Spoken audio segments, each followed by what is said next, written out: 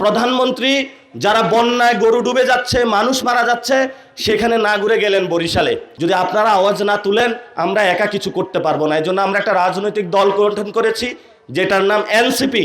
এনসিপির কোনো নেতাকর্মী যদি ঘুষ, দুর্নীতি বা কোনো কিছুর সাথে জড়িত থাকে, আমাদের কাছে আয়সা বলবেন, আমরা তাকে হলো পুলিশের হাতে তুলে দিব যে এই লোক অমুক জনের থ্রেট দিয়েছে, তাকে হলো আপনি জেলে ভরে দেন।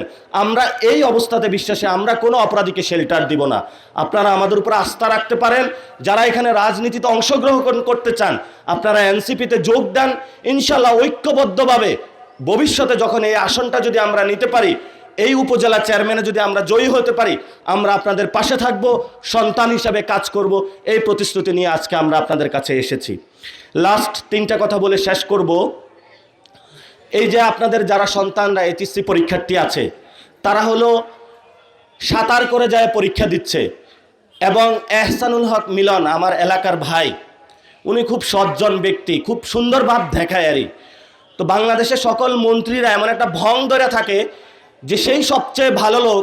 তো আপনি যদি ভালো লোক হন, আপনার একটা সন্তান সাঁতার কেটে পরীক্ষা দিতে যাচ্ছে, এইচএসসি পরীক্ষার্থী, এবং তার সাথে যে মা আছে, বাবা আছে, এতটুকু হাঁটু পরিমাণ রাস্তায় পানি, সে গিয়ে গর্তের মধ্যে পড়তেছে, আপনার চোখে লজ্জা শরম নাই যে আপনি এই ব্যবস্থাটা দেখতে পান না?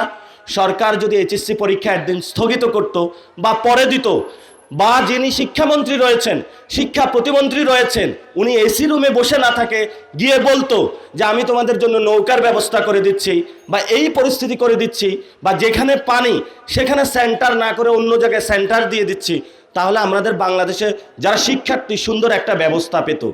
কিন্তু এই ব্যবস্থা না করে প্রধানমন্ত্রী যারা বন্যায় গরু ডুবে যাচ্ছে, মানুষ মারা যাচ্ছে, সেখানে না ঘুরে গেলেন বরিশালে। শেষ কথা যেটা, আপনারা একটা ভবনের নাম শুনেছেন, হাওয়া ভবন। এখানে বেগম খালেদা জিয়ার আমলে গিয়াসউদ্দিন আল মামুন, সিলভার মামুন বলে, এই ভবনে গিয়ে তারা টাকা বানাইতো, কোথায় কাকে তুলে নিয়ে আসবে, কোন ব্যবসায়ীকে দখল দিবে। এই হাওয়া ভবনটা হলো গিয়ে লন্ডনে বসেছে। এই হাওয়া ভবনের যারা গ্যাং, উশৃঙ্খল যারা যুবক, তারা এখন বাংলাদেশে আইসা ক্ষমতায় বসেছে। এই উশৃঙ্খল যুবকদের হাতে বাংলাদেশ সঠিক আমরা নিরাপদ মনে করি না। আমাদের স্বাস্থ্য শিক্ষা ব্যবস্থা যদি ঠিক করতে হয়, তাহলে এই উশৃঙ্খল যুবকদের থেকে বাংলাদেশকে মুক্তি দিতে হবে।